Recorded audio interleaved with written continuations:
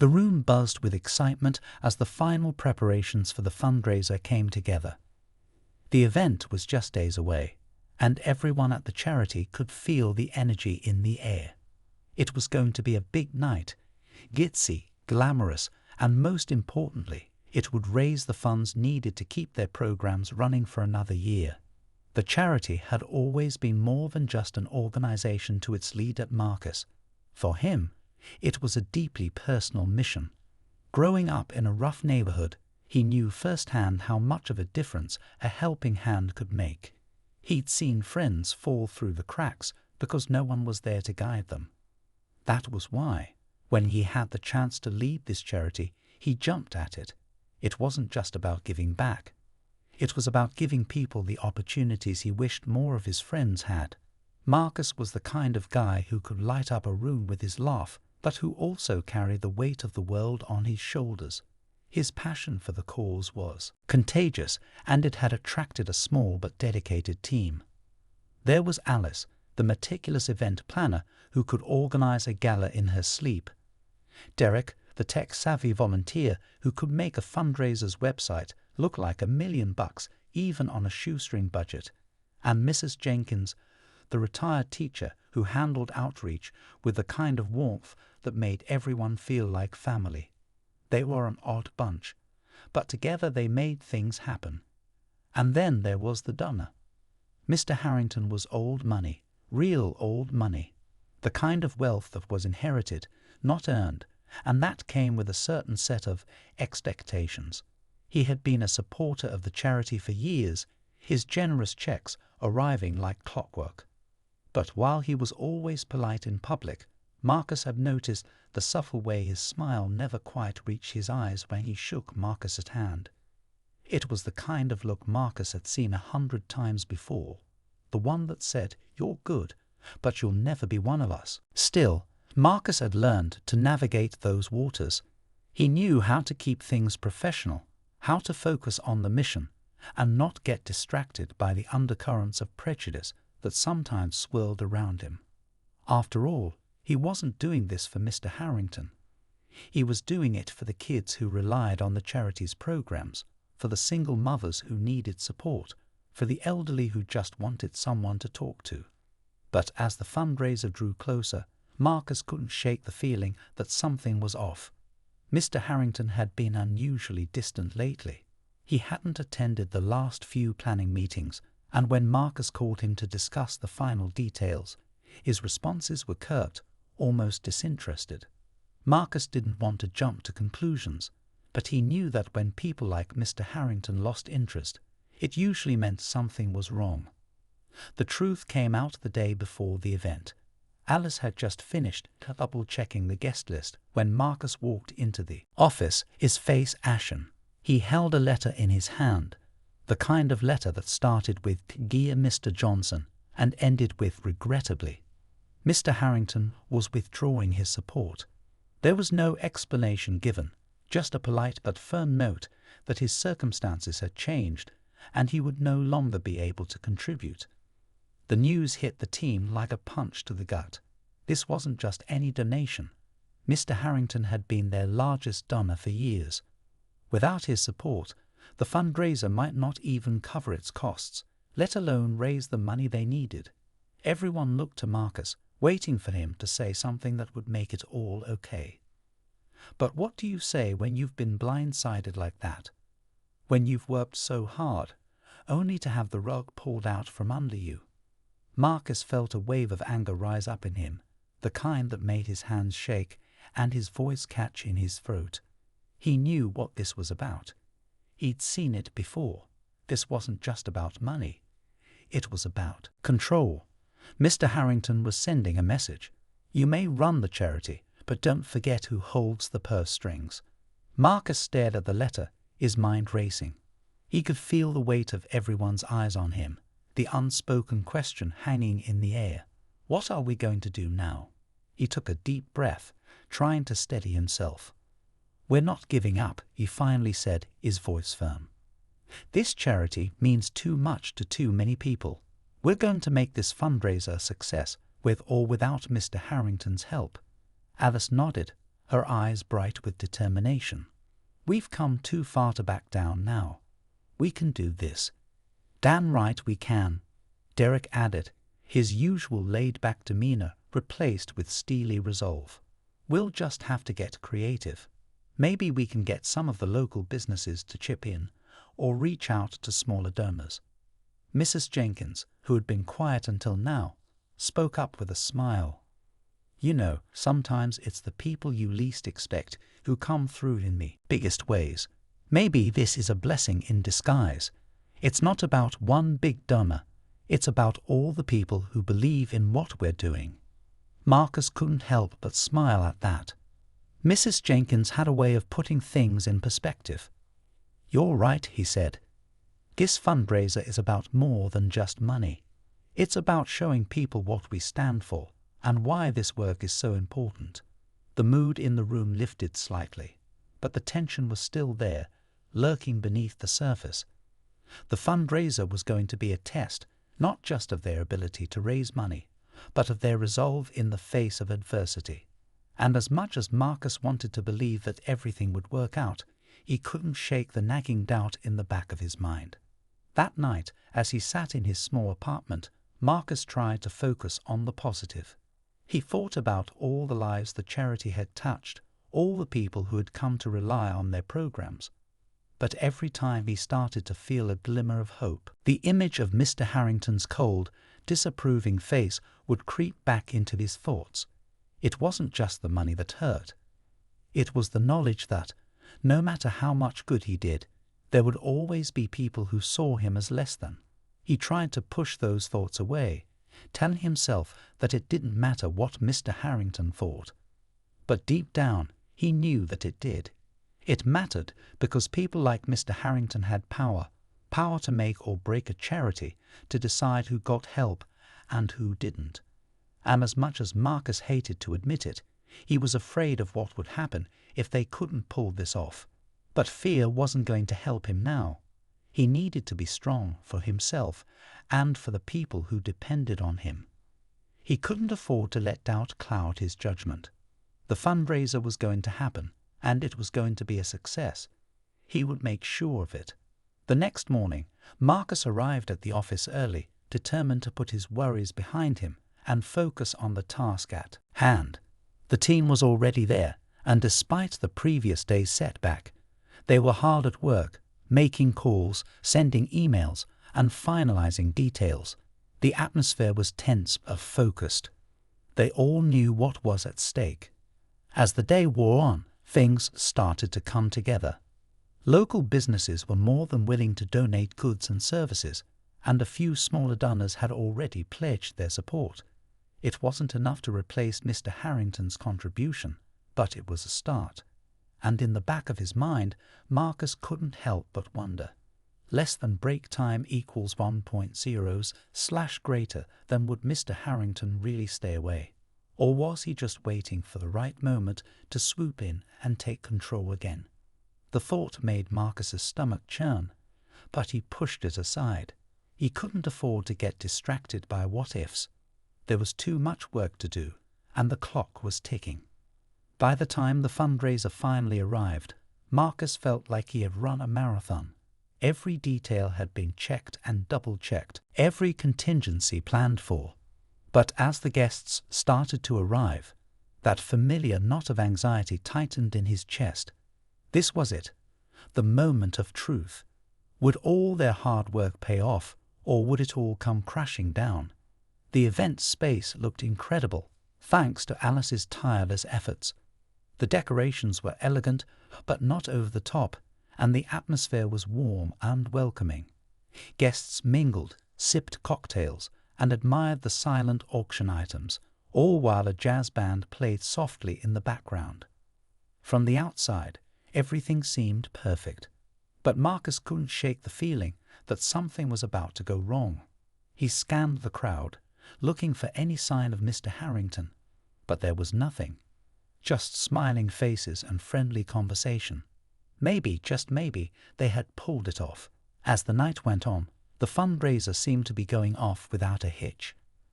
The auction items were fetching higher bids than expected, and the donation pledges were coming in steadily. Marcus started to relax just a little. Maybe this would be okay after all. Less than break time equals 1.0 / greater than maybe. And then he saw him. Mr. Harrington stood near the entrance, surveying the room with that same dispassionate expression Marcus had seen so many times before.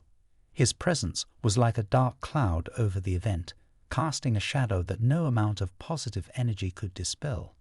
Marcus's heart sank. He had hoped he had seen the last of Mr. Harrington for the night, but there he was, standing like a monument to old-world power and privilege. It was as if the room itself grew colder, the warm chatter fading into the background as Marcus locked eyes with the man. Less than break time equals 1.0 / greater than. He felt a shiver run down his spine, a mix of dread and determination. Marcus took a deep breath, trying to steady his nerves. He couldn't afford to lose focus now.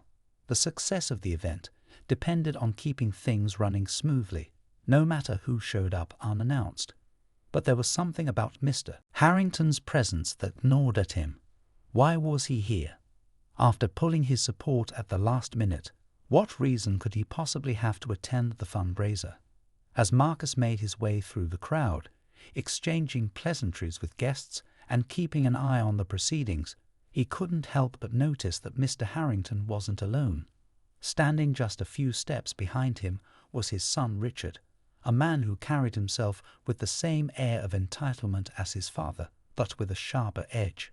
Where Mr. Harrington exuded a quiet, almost genteel kind of disdain, Richard was more overt, more confrontational.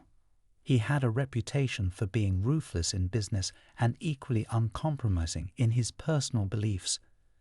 Chip off the old block, as they say, but with a meaner streak. Marcus, a voice broke through his thoughts, pulling him back to the present. It was Alice, her face flushed from a combination of stress and exertion.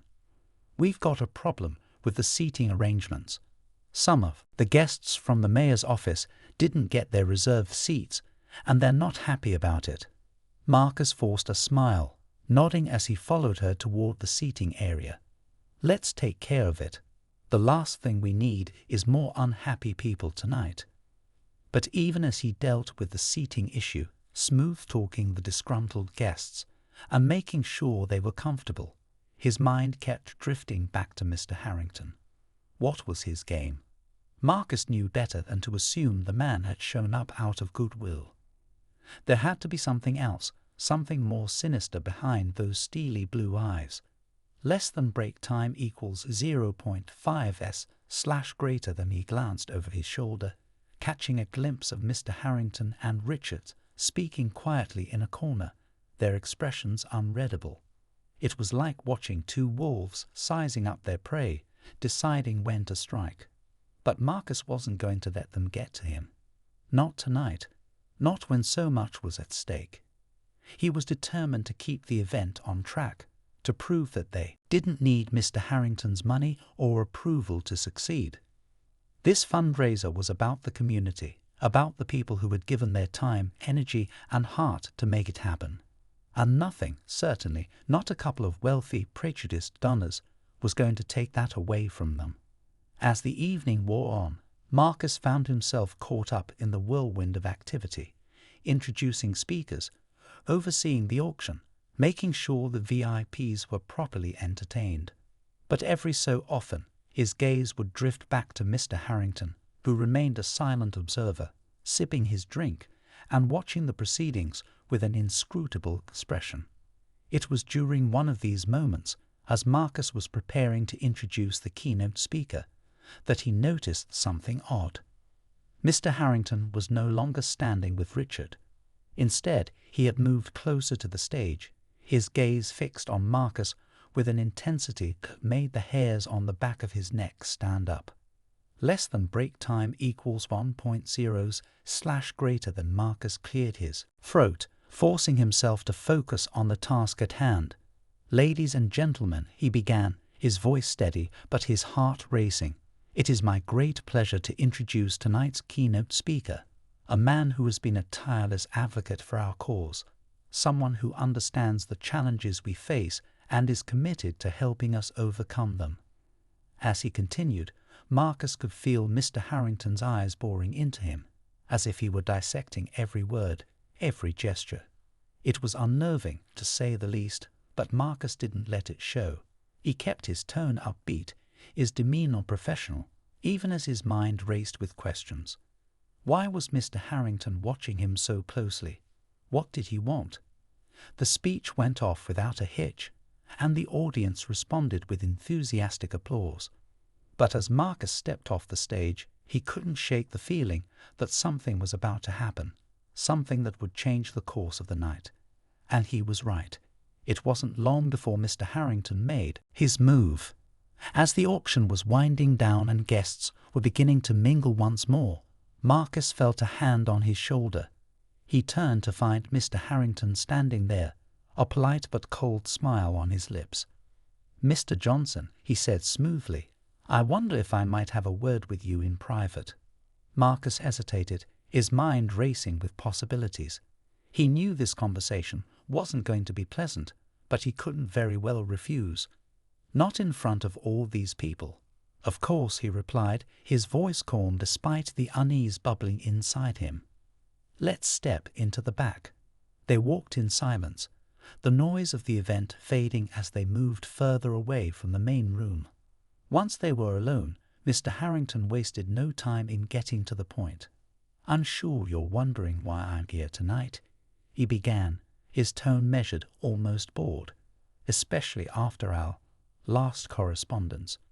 Marcus didn't say anything, waiting for him to continue. He knew better than to interrupt. Mr. Harrington sighed, as if what he was about to say was a burden he'd rather not carry. "The truth is, Marcus, I've been having some concerns about the direction your charity is taking. I've always believed in helping those in need, but I also believe in certain standards, certain values, and lately I've started to wonder if we're still on the same page." There it was, the not-so-subtle implication that Marcus was somehow failing to meet those certain standards. Marcus felt a flash of anger, but he kept it in check. Less than break time equals 1.0/ greater than he knew this was a test, a way for Mr. Harrington to assert his power, to remind Marcus of his place. "What exactly are you concerned about?" Marcus asked, his voice steady, though his pulse was racing. Mr. Harrington raised an eyebrow, as if surprised that Marcus would even ask. "Well, for one thing, I've noticed a shift in your messaging. It seems that your charity has become more focused on certain demographics, shall we say. I'm all for helping the less fortunate, but I believe in helping everyone, not just a select group." The words hung in the air like a bad smell, and Marcus could feel his temper rising. This wasn't just about money, it was about control, about the way Mr. Harrington wanted to shape the narrative, to make sure the charity served his vision of the world, not Marcus's. And that vision, it seemed, didn't include uplifting the very community Marcus had set out to support. But Marcus wasn't about to back down. Not now, not ever. "With all due respect, Mr. Harrington," he said, his voice firm, "our mission has always been to serve the needs of the community, to lift up those who have been marginalized and overlooked. We believe in equality, in justice, in giving everyone a fair shot at a better life. And if that means focusing on certain groups who have been historically disadvantaged, then that's what we're going to do." Mr. Harrington's expression didn't change, but Marcus could see the flicker of something, annoyance perhaps, or maybe even respect, in his eyes. "I see," he said finally, his tone cool. "I appreciate your candor, Marcus, but you should know that my support comes with expectations. If you're unwilling to meet those expectations, then I'm afraid we're at an impasse." It was a threat, plain and simple. But Marcus had made his decision long ago. He wasn't going to compromise his principles for anyone, not even for a man as powerful as Mr. Harrington. "Then I suppose we are," Marcus replied, meeting Mr. Harrington's gaze without flinching. "I'm sorry to lose your support, but we'll manage." We always have. For a moment, neither man spoke, the tension between them thick enough to cut with a knife. Then, with a nod that was more of a dismissal than anything else, Mr. Harrington turned and walked away, leaving Marcus standing there, alone in the quiet. As the door closed behind him, Marcus let out a breath he hadn't realized he'd been holding. The confrontation had gone exactly as he'd expected, but that didn't make it any easier to swallow. Still, he couldn't let it derail the evening. The fundraiser was too important, and there were still people out there who believed in the cause, who believed in him. He straightened his jacket, took a deep breath, and headed back to the event. He was greeted by the sight of guests laughing, chatting, enjoying themselves, completely unaware of the battle that had just taken place behind the scenes. And that was how it should be. Marcus would carry the burden, so they didn't have to. As the night drew to a close, the final tally was in. They had raised more money than they had hoped for, even without Mr. Harrington's contribution. It wasn't a huge windfall, but it was enough to keep the charity's programs running for the foreseeable future. The relief that washed over Marcus was overwhelming, but it was mixed with a lingering sense of unease. As the last of the guests trickled out, he found himself standing alone in the now empty event space, the remnants of the night scattered around him, half-empty glasses, crumpled napkins, the odd forgotten program. It had been a success, but at what cost? He couldn't help but replay the conversation with Mr. Harrington in his mind. There was something so insidious about the way the man had framed his objections, as if he were the reasonable one, just trying to maintain some kind of moral high ground. But Marcus knew better. He knew that behind the veneer of civility was a man who couldn't stand the idea of his money going to support a cause he didn't fully control. A voice interrupted his thoughts. "Hey boss, you okay?" It was Derek, carrying a box of leftover flyers. He looked tired but satisfied, the kind of exhaustion that comes from a job well done. Marcus forced a smile. "Yeah, just thinking." Derek nodded, setting the box down and leaning against the wall. "About Mr. Harrington." Marcus chuckled, though there was little humor in it. "Was it that obvious?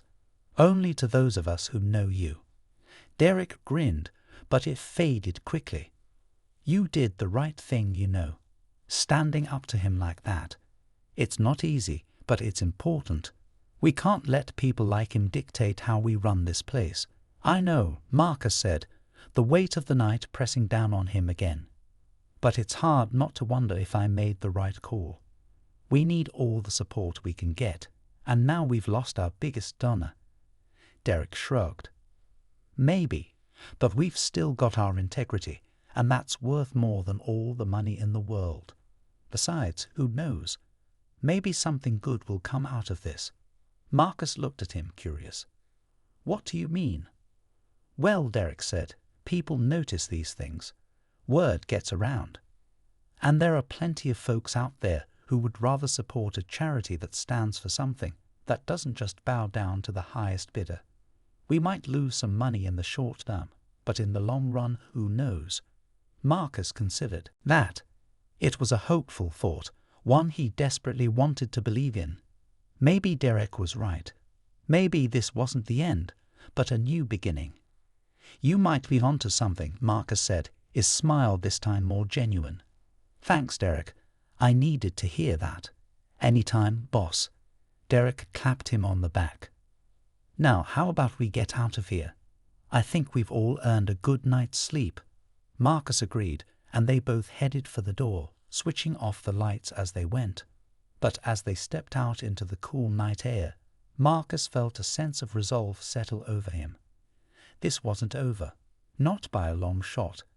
Over the next few weeks, Marcus threw himself into his work with renewed vigor. He reached out to new potential donors, made connections with local businesses, and doubled down on the charity's outreach efforts. And while it was tough going at first, every donation felt like a small victory, every setback a blow. They slowly started to regain their footing. Word of Mr. Harrington's withdrawal and Marcus's refusal to compromise had indeed spread, and just as Derek had predicted, it caught the attention of others. A few smaller donors stepped up to fill the gap, people who believed in the charity's mission and were inspired by Marcus's integrity.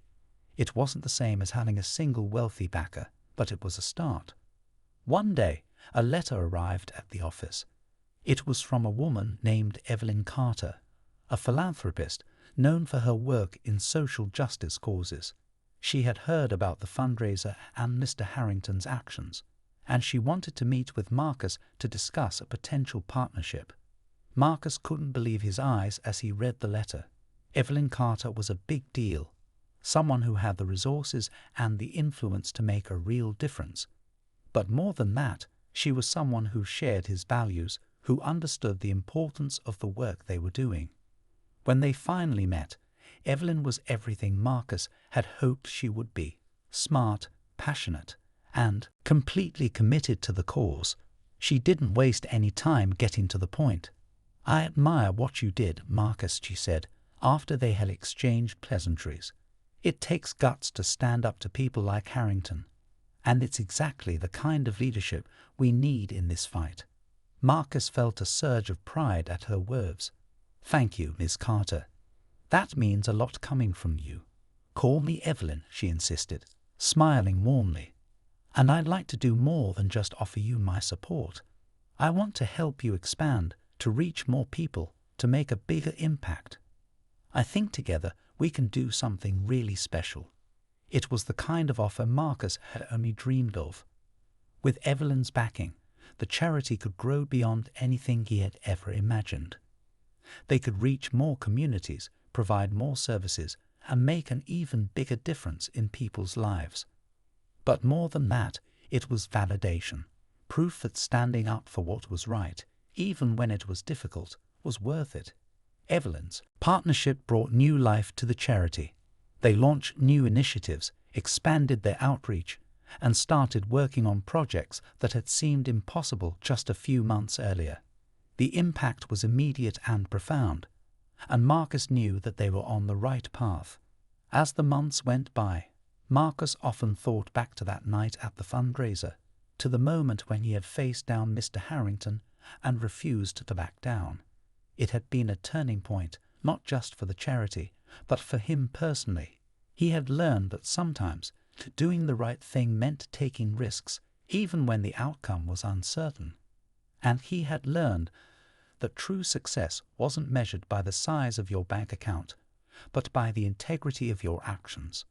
One evening, as Marcus was wrapping up work for the day, he received a phone call. The voice on the other end was familiar but unexpected. "Marcus," Mr. Harrington said, his tone unusually subdued. "I wanted to talk to you. I've been thinking about what happened, about the choices I've made." Marcus listened, his heart pounding. He wasn't sure where this was going, but he knew it was important. "I've been wrong," Mr. Harrington continued, surprising Marcus even further. "I've spent my whole life trying to control everything, to make sure things went the way I wanted them to. But you showed me that there's another way. That sometimes it's not about control, but about doing what's right." Marcus was silent, not sure what to say. This was the last thing he had expected. "I don't expect you to forgive me," Mr. Harrington said after a long pause. "But I wanted you to know that I'm stepping down from a lot of my positions. I've realized that it's time for new voices, new leadership, people like you who understand what really matters." Marcus was stunned. It was more than an apology. It was an admission of defeat, of surrender. And while he wasn't sure what to make of it, he knew one thing: he had won. Not just the battle for his charity, but the battle for his own self-respect. When he finally hung up the phone, Marcus felt a sense of closure. The struggle had been worth it. He had stayed true to his principles, and in the end, he had emerged stronger for it. The next time the charity held a fundraiser, it was bigger and better than ever. And this time, there was no tension, no lingering doubts, just a sense of purpose, of determination to keep moving forward. As he looked out at the crowd, Marcus felt a deep sense of satisfaction. The fight wasn't over. There would always be challenges, always be obstacles to overcome. But he knew now that he was ready for whatever came next. Because in the end, it wasn't about the money or the power or even the victory.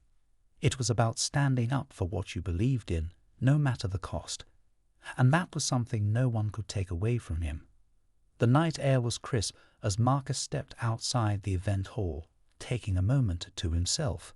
The sounds of the fundraiser still buzzed inside, but out here it was quiet, a silence that gave him space to reflect on everything that had happened. Less than break time equals 1.0 / greater than he couldn't help but smile as he thought back to where they had started. The obstacles had been daunting.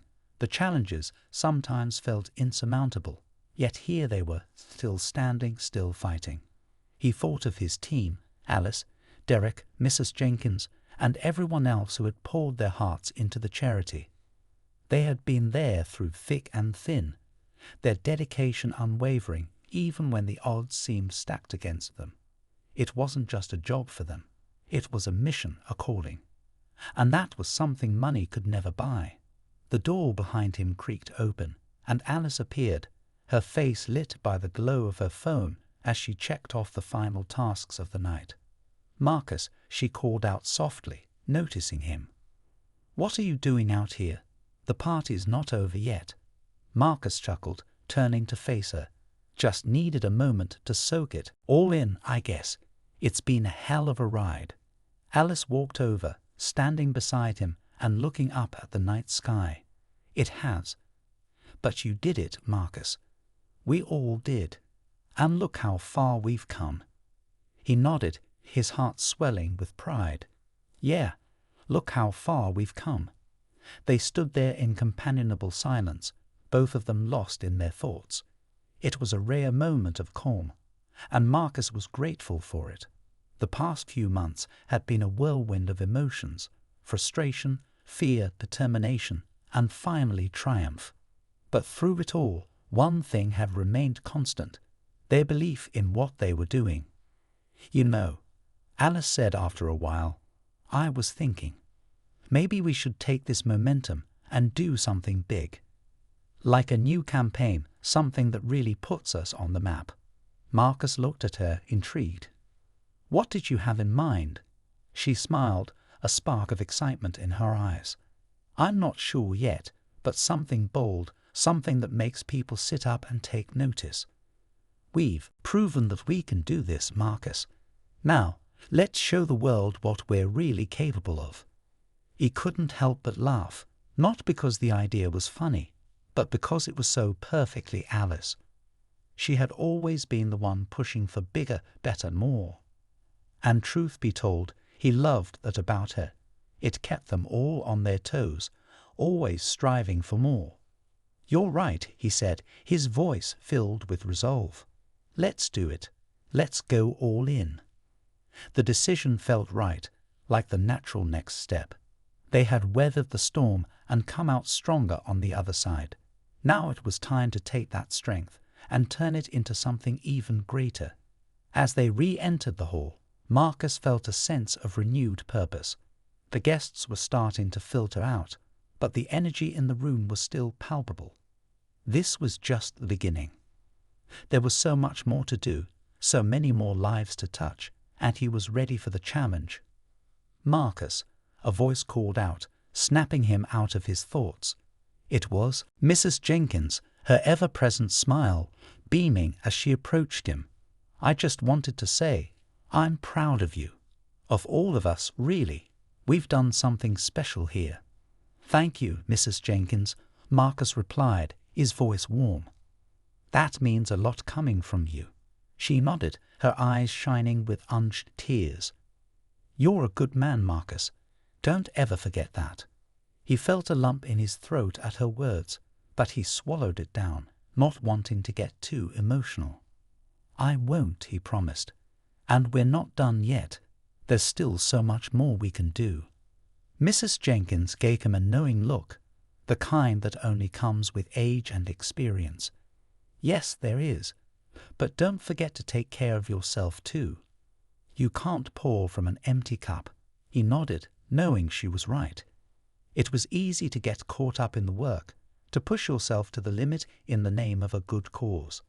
But he had to remember to take a step back now and then, to breathe, to recharge. Because if he burned out, the whole operation would suffer. As the last of the guests said their goodbyes and the lights began to dim, Marcus took one final look around the room. It wasn't just a place anymore. It was a symbol of everything they had achieved. And as he stood there, he felt a deep sense of gratitude for his team, for their supporters, and for the journey that had brought them all here. But most of all, he felt grateful for the lesson he had learned, that true strength comes not from wealth or power, but from standing firm in your beliefs, even when the world tries to knock you down. Less than break time equals 1.0 / greater than it was a lesson he would carry with him for the rest of his life, a lesson he hoped to pass on to others. As he finally left the building, Marcus felt lighter, freer than he had in a long time. The future was uncertain, but he was ready for it, whatever it might bring. Because he knew now that no matter what happened, he had the strength to face it head on, to fight for what was right, and to make a difference in the world. And that, he realized with a smile, was all that really mattered. The drive home was quiet, the kind of silence that wrapped around Marcus like a warm blanket. The city lights blurred past as he navigated the familiar streets, his mind drifting to thoughts of what lay ahead. There was a certain comfort in the routine of it all, the steady hum of the car, the rhythmic passing of streetlights, but beneath that calm was a buzz of anticipation. Less than break time equals 1.0 / greater than they had achieved so much, but Marcus knew they were only scratching the surface of what was possible. When he finally pulled up to his apartment, the exhaustion of the night began to catch up with him. His body felt heavy, his movements sluggish as he climbed the stairs and unlocked his door. The small space greeted him with its familiar coziness, warm but comfortable furniture, bookshelves overflowing with volumes on history, social justice, and the occasional sci-fi novel for when he needed an escape. He tossed his keys onto the kitchen counter and sighed, letting the weight of the day slip off his shoulders. But as tired as he was, sleep didn't come easily. Marcus lay in bed, staring at the ceiling, his mind racing with thoughts of the future. What would their next move be? How could they build on the success of the fundraiser? And perhaps most importantly, how could they ensure that the charity's mission stayed true to its roots, even as they expanded? His phone buzzed on the nightstand, breaking the silence. He reached over, expecting a late-night message from one of the team members, but instead, he saw a name he hadn't expected to pop up. Evelyn Carter. Still awake, her message read. Marcus chuckled to himself, wondering if she ever slept.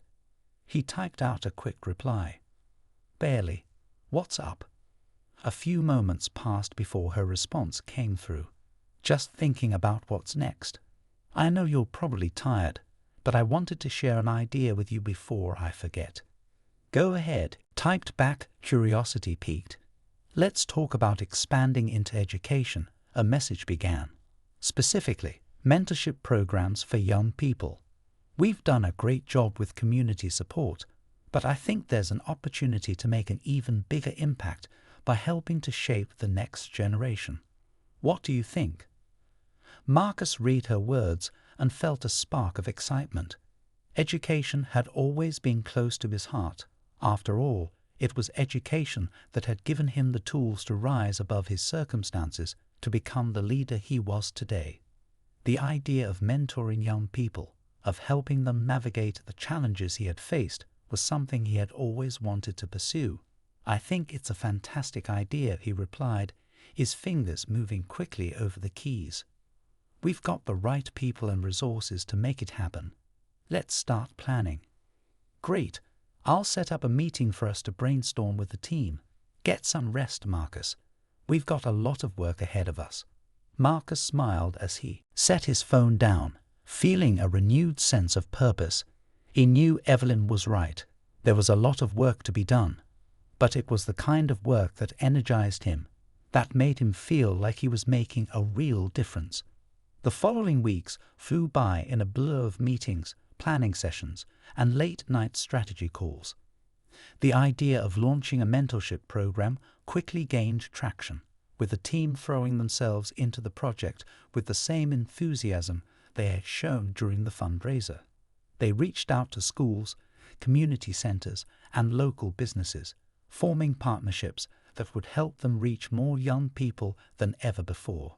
And as the program began to take shape, Marcus couldn't help but feel a deep sense of fulfillment. This was why he had gotten into this work in the first place, to create opportunities for others, to be the kind of mentor he had once needed.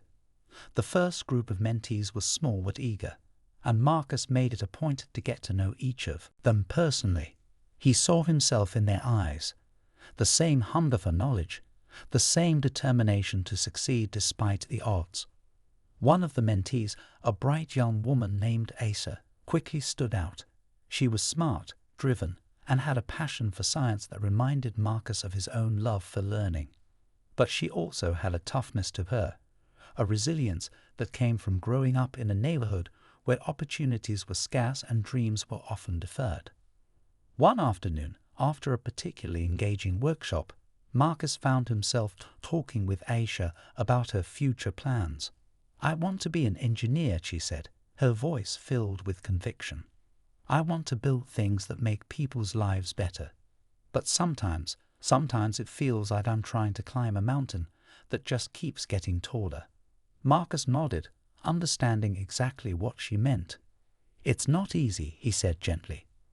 "There will always be obstacles, people who doubt you, systems that aren't designed for you to succeed. But you have something special, Aisha. You have the drive, the intelligence, and most importantly, the heart to overcome those challenges. Don't ever lose sight of that."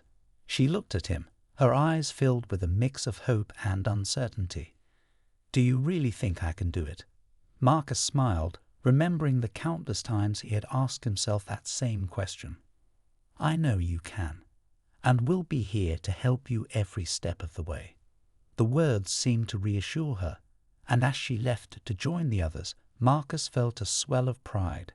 This was the work that mattered, the quiet, patient nurturing of potential, the belief that with the right support, anyone could achieve their dreams. As the mentorship program continued to grow, so did the impact of the charity. More and more young people joined, bringing with them a diverse range of talents and aspirations. And with each success story, Marcus felt his own sense of purpose deepen. He wasn't just running a charity, he was helping to build a future, one life at a time. But even as the charity flourished, Marcus knew there would always be challenges. Prejudice, inequality, and systemic barriers weren't going to disappear overnight. There would be more battles to fight, more Mr. Harringtons to stand up to.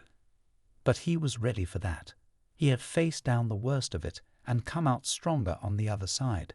One evening, after a particularly long day, Marcus received another unexpected call. This time it was from Richard Harrington, the son who had accompanied his father to that fateful fundraiser. "Marcus," Richard's voice came through the line, clipped and formal as ever. "I've been meaning to reach out to you. I know my father made some decisions that impacted your charity, and I wanted to talk about how we can move forward." Marcus raised an eyebrow, intrigued but cautious. "Go on." "I'm taking over more of the family's philanthropic responsibilities," Richard continued, his tone measured. "And I think there's an opportunity for us to rebuild the relationship. I've seen the work you're doing, particularly with the mentorship program, and I believe it aligns with some of the initiatives I'm interested in supporting." Marcus paused, weighing his response. This was an unexpected twist, but he had learned to be careful when dealing with the Harringtons. They were powerful, yes, but they also had their own agenda. "I appreciate the offer, Richard, but I'm going to need to know more about what you have in mind before we move forward." Richard hesitated, as if considering how much to reveal. "I understand your reservations," he said finally, "but I think you'll find that I'm not my father. I want to focus on solutions, not just control. If you're willing, I'd like to meet and discuss this in person." There it was, a hint of sincerity, or at least the appearance of it. Marcus wasn't sure if he could trust Richard, but he knew this could be an opportunity to bring more resources to the charity, to expand their impact even further. And if there was one thing he had learned, it was that sometimes you had to work with people you didn't completely trust to achieve the greater good. "All right," Marcus said after a long pause. "Let's meet. But understand this, Richard. I won't compromise the values of this charity. If we're going to work together, it has to be on terms that align with our mission." "Understood," Richard replied, and there was something in his voice that made Marcus believe he might actually mean it. "I'll set up a meeting and send you the details." As Marcus hung up the phone, he couldn't help but wonder what this new chapter would bring.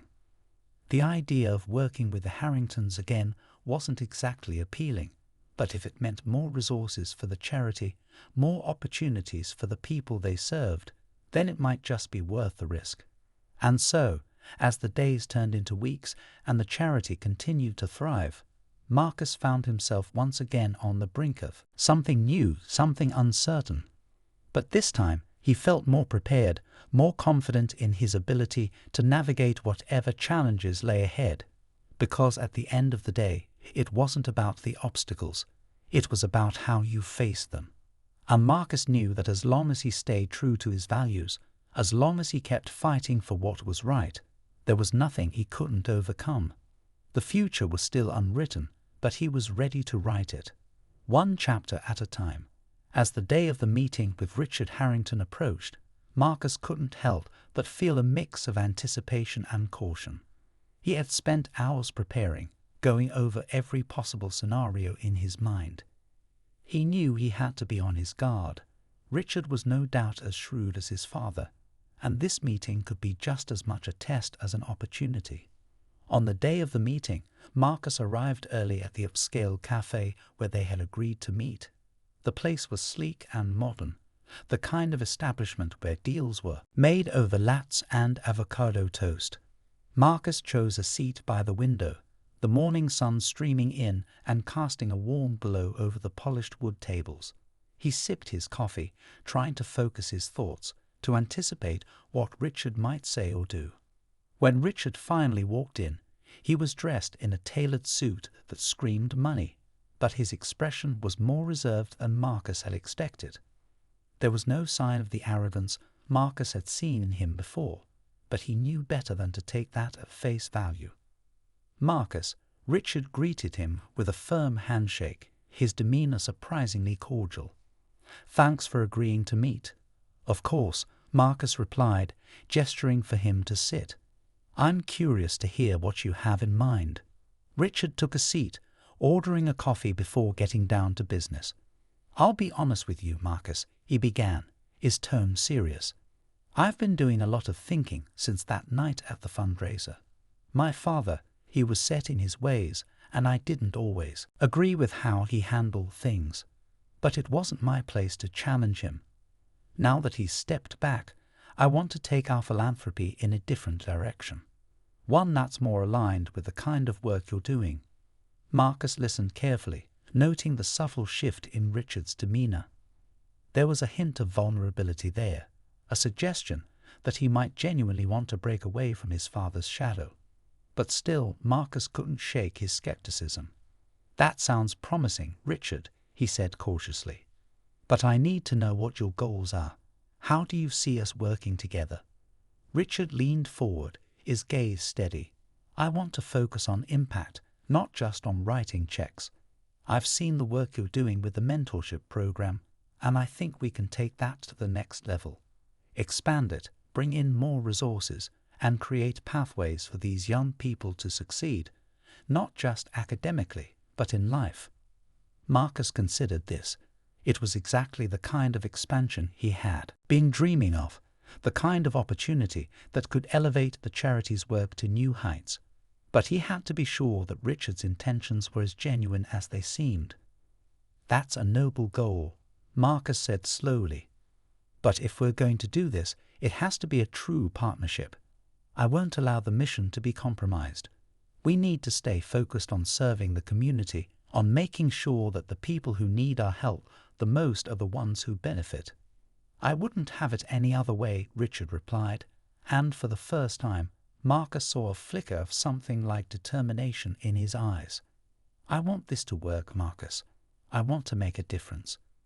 There was a moment of silence as they both weighed the implications of what was being proposed. Marcus knew this was a pivotal moment, one that could define the future of the charity and its impact. But he also knew that it was a risk, a gamble that could either pay off in a big way or backfire spectacularly. Finally, Marcus extended his hand. "Let's do it," he said, his voice steady. "But we do it my way, with the community at the heart of everything we do." Richard took his hand and shook it firmly, sealing the deal. "Agreed. Let's make this happen." The partnership, while still in its infancy, quickly began to bear fruit. With Richard's backing, they were able to expand the mentorship program, reaching more schools, more students, and even bringing in professionals from various fields to mentor the young people. The impact was immediate and tangible. Students who had been on the verge of giving up were now finding new motivation, new pathways to success. Asa, the young woman who had confided in Marcus about her dreams of becoming an engineer, was one of the program's brightest stars. With the help of her mentor, a female engineer who had faced many of the same challenges Aisha was dealing with, she was thriving, her confidence growing with each passing day. One afternoon, as Marcus was wrapping up a meeting with the mentorship team, Aisha approached him, her face beaming with excitement. "Mr. Johnson, I wanted to tell you the news in person. You've been accepted into the engineering program at State University, and I got a full scholarship." Marcus felt a surge of pride and joy as he listened to her. "Aisha, that's incredible. I'm so proud of you." She nodded, her eyes glistening with tears of happiness. "I couldn't have done it without you and the program. You believed in me when I didn't believe in myself." Marcus shook his head, smiling warmly. "You did all the work, Aisha. We were just here to help you see what you were capable of." As she walked away, Marcus felt a deep sense of fulfillment. This was why he had fought so hard, why he had refused to back down in the face of adversity. Moments like this, where lives were changed for the better, made all the struggles worth it. But with success came new challenges. The more the charity grew, the more scrutiny it attracted. Were always those who questioned their methods, who doubted their impact. And while the partnership with Richard had brought in much-needed resources, it also brought with it a new level of visibility and a new set of expectations. One day, as Marcus was going over some reports in his office, Alice walked in, her expression serious. "Marcus, we need to talk." He looked up, immediately sensing her concern. "What's going on?" She handed him a folder, her face tight with worry. "We've been getting some pushback from the board. They're concerned that we're moving too fast, that we're taking on too much too soon. And some of them are questioning our partnership with Richard." Marcus felt a knot of frustration form in his stomach. He had anticipated that there might be resistance, but he hadn't expected it to come from within. "What exactly are they worried about?" Alice sighed, sitting down across from him. "They're worried that we're losing sight of our mission, that we're becoming too reliant on external funding. And some of them still see Richard as, well, his father's son." Marcus rubbed his temples, trying to think. He had worked so hard to ensure that the charity stayed true to its roots, but he knew that perceptions were hard to change. "We need to reassure them," he said finally. "We need to show them that we're still focused on the mission, that we're not compromising our values." "How do we do that?" Alice asked, her voice soft. "We remind them why we're here, Marcus replied, his voice gaining strength. We show them the impact we're having, the lives we're changing, and we make it clear that no matter who we partner with, the community will always come first. Alice nodded, her worry easing slightly. Okay, I'll start putting together some data, testimonials from the mentees, stories of success. We'll make them see what we're doing here. As she left the room, Marcus leaned back in his chair, his mind racing. He knew that this was a critical moment, time when they would have to prove themselves all over again. But he was ready for the challenge. He had faced down prejudice, doubt and adversity before, and he would do it again. Because for Marcus, this was more than just a job, it was a calling. And he would do whatever it took to keep the charity moving forward, to keep making a difference in the lives of those who needed it most. As the days went by, Marcus and his team doubled down on their efforts. They met with the board, presented their data, and shared the stories of the young people whose lives had been transformed by the mentorship program. They brought in community leaders, teachers, and even the mentees themselves to speak about the impact the charity was having. Slowly but surely, the board's concerns began to ease. They saw the passion in Marcus' eyes, the commitment in his voice, and they began to realize that this was more than just a partnership. It was a movement. In the end, the board gave their full support to the charity's expansion, and the partnership with Richard continued to thrive. The mentorship program grew, reaching more young people than ever before, and the charity's influence spread beyond the local community to other parts of the state. But for Marcus, the true reward wasn't in the numbers or the accolades. It was in the moments like the one he had shared with Aisha, moments when he saw the spark of possibility in a young person's eyes, the belief that they could achieve anything they set their mind to. It was in those moments that Marcus knew he was exactly where he was meant to be, and as he looked toward the future, he felt a deep sense of peace. No matter what challenges lay ahead, he was ready to face them, because he knew that as long as he stayed true to his mission, he could overcome anything. The journey had been long, and it was far from over. But Marcus was more determined than ever to keep moving forward, to keep fighting for what was right. And with his team by his side, he knew they could take on any challenge that came their way. They were more than just colleagues. They were a family, bound together by their shared commitment to making the world a better place. And that bond, that unbreakable sense of purpose, was what would carry them through whatever lay ahead. The weeks turned into months, and the charity's success continued to grow. The mentorship program became a model for similar initiatives across the state, with other organizations reaching out to Marcus for advice on how to replicate their success. The charity's name became synonymous with integrity, innovation, and impact, a testament to everything Marcus and his team had worked so hard to build. But with that success came new pressures, new challenges that tested their resolve in ways they hadn't anticipated. The more attention the charity attracted, the more scrutiny it came under. Every decision Marcus made was picked apart by critics, some of whom questioned his methods, while others simply didn't believe that a black-led organization could achieve such success without cutting corners.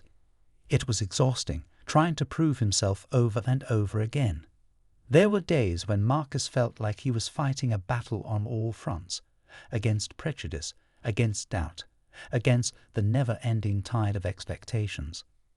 But he never lost sight of why he was doing this, of the people he was fighting for. And just when it seemed like the pressure might become too much, a new opportunity presented itself, one that had the potential to elevate the charity's work to an entirely new level. It started with a phone call from Evelyn Carter. "Marcus, I've been talking with some colleagues in Washington," she said, her voice brimming with excitement. "There's a new federal grant program aimed at expanding mentorship and educational support in underserved communities. I think this could be a game changer for us." Marcus listened intently as Evelyn explained the details. The grant was substantial, enough to fund not just the expansion of their current programs, but also the creation of new initiatives, everything from after-school tutoring to college prep courses to career development workshops. It was the kind of opportunity that could take their work nationwide, reaching thousands of young people who might otherwise slip through the cracks. But it was also a massive undertaking, one that would require careful planning, coordination, and most importantly, trust from the board and the community. Marcus knew that they would have to navigate this opportunity with the same care and integrity that had gotten them this far.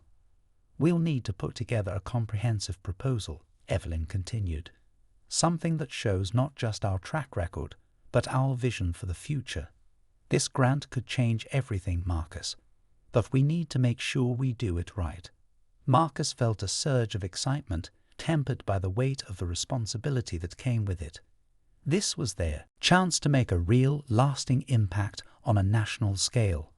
But it also meant stepping into a larger spotlight, where every decision would be scrutinized even more closely. "Let's do it," he said finally, his voice filled with determination. "We've come this far, and I believe we can take this to the next level. We just need to stay true to our mission and make sure that every step we take is grounded in the values we've always stood by." With Evelyn's help, Marcus and his team dove into the grant application process. They worked late into the night, poring over data, crafting a narrative that showcased their successes, while also laying out a bold vision for the future. They involved the community every step of the way, holding town hall meetings to gather input and ensure that their proposal truly reflected the needs and desires of the people they served. And when the day finally came to submit the proposal, Marcus felt a deep sense of pride in what they had accomplished. No matter what happened next, he knew they had given it their all. Weeks passed with no word, and the anticipation became almost unbearable. Marcus tried to stay focused on the day-to-day work of the charity, but the thought of the grant was always in the back of his mind. It felt like everything they had worked for was riding on this one decision. Then, one afternoon, Marcus's phone rang. It was Evelyn, and he could tell from the tone of her voice that she had news. "Marcus, we got it," she said, her voice trembling with emotion. "We got the grant." For a moment, Marcus couldn't speak. The words hung in the air, almost too good to be true. Then, as the reality of what she was saying sank in, a wave of relief and joy washed over him. They had done it. They had taken the leap, and it had paid off in the most incredible way. "Evelyn, that's amazing," Marcus finally managed to say, his voice thick with emotion. "This is going to change everything." "Yes, it is," she replied, and he could hear the smile in her voice. "But this is just the beginning. Now the real work starts." And she was right. Securing the grant was a monumental achievement, but it was only the first step. Now they had to deliver on the promises they had made, to take their programs to the next level and ensure that every dollar of that funding made a real difference in the lives of the young people they were committed to serving. The months that followed were some of the busiest of Marcus's life. The charity expanded rapidly, hiring new staff, opening new offices, and launching new programs in cities across the country. The mentorship program became a national model, attracting attention from educators, policymakers, and even the media. But through it all, Marcus never lost sight of the mission that had brought them here. He made sure that every new initiative, every decision, was grounded in the values that had guided them from the beginning: integrity, community, and a relentless commitment to justice. And as the charity's influence grew, so did its impact. Lives were being changed, opportunities were being created, and the future was looking brighter than ever. One evening, after a long day of meetings and planning sessions, Marcus found himself reflecting on the journey that had brought him here. He thought of the challenges they had faced, the battles they had fought, and the victories they had won. And he thought of all the people who had stood by him through it all, his team, the community, and the young people whose lives they had touched. It hadn't been an easy journey, and there were still many challenges ahead. But as Marcus looked out at the horizon, he felt a deep sense of peace and satisfaction. He knew that they were on the right path, that they were making a difference in the world, and he knew that as long as they stayed true to their mission, there was nothing they couldn't achieve. The future was still unwritten, but Marcus was ready to face it with the same determination and courage that had brought him this far, because he knew deep in his heart that the work they were doing mattered, that it was changing lives one step at a time, and that was a legacy worth fighting for. As he stood there, watching the sun set on another day, Marcus knew that the story was far from over, but he was ready to keep writing it, one chapter at a time, with hope, with purpose, and with the unwavering belief that they could, and would, make the world a better place. That's it, everyone. What did you think of Marcus's journey to build a better future? Which part inspired you the most? Share your thoughts in the comments, and let us know what other stories of resilience you'd like to see. Don't forget to subscribe for more impactful tales like this one, and hit the notification bell so you never miss an update. Until next time, keep striving, keep believing.